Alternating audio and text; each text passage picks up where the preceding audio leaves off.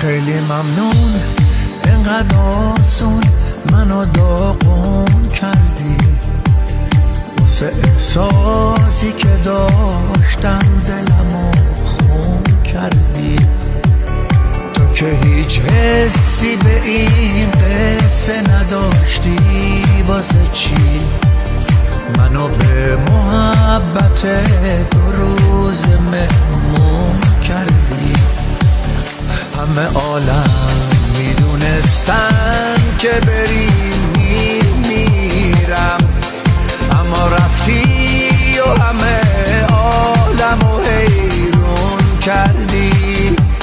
خیلی ممنون واسه هر چی که آوردی به سرم، خیلی ممنون، ولی من هیچ وقت ازت نمیگذرم.